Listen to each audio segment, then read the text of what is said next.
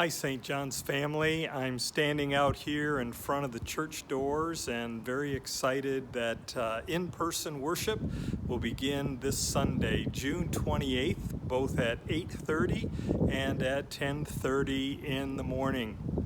The task force has done a lot of preparations and preparing for worshiping in person here at St. John's, and I want to go over a few of those things that have been put into place in order to make worship safer for us as we gather together. Yes, wearing some sort of face covering will be required as we gather together inside the church for worship, and we want everyone to make sure that they're wearing it properly, covering both the nose and the mouth. So this isn't proper. I know you've seen it. This isn't proper as well, and you certainly don't want to wear it like this. Yes, we can see you smile, but you're going to walk into something. Seriously, the purpose of wearing a face mask is not to protect you, but it's to protect others in case you may have the virus and not be aware of it, not having any symptoms whatsoever. So it's an act of love, wearing some sort of face covering to protect others. If you don't have a face covering, we have a lot of masks just like this, and we'll be handing them out for those who need one when they come to church.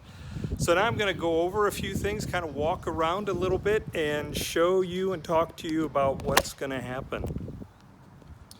So the bathrooms that will be open will be just the ones that are in the parish hall, in the gym. But you won't enter those bathrooms through the main gym door. That's going to be locked. There also won't be coffee hour or anything like that.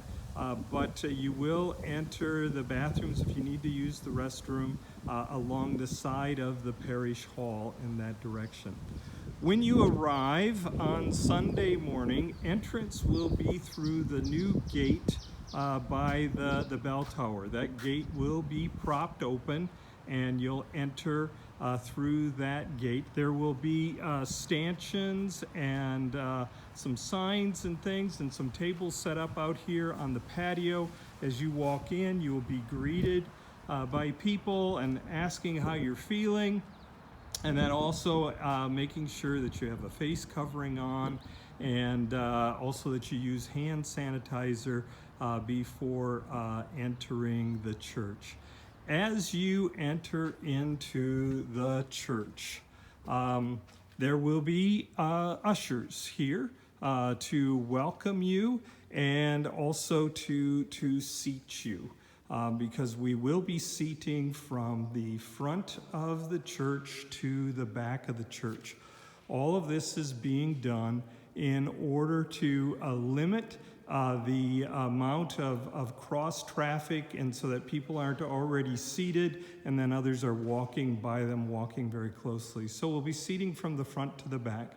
If you need to use a hearing device, we'll have those back here, and they will be cleaned and in a Ziploc bag that you can pick up here at the stand where the sound tech will be serving. You will be able to see that the seats, the rows of seats, are all 6 feet apart throughout the sanctuary. And as the ushers bring you into the sanctuary, having you come in, one of the things we ask is that your family group all enter the church at the same time.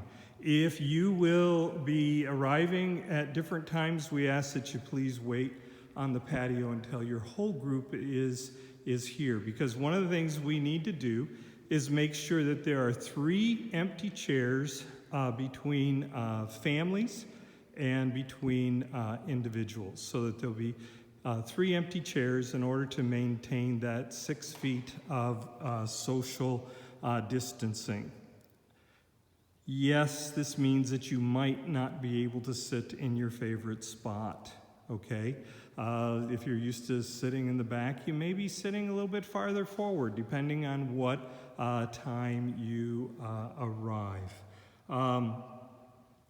The pastors and readers will be speaking from up in the chancel area.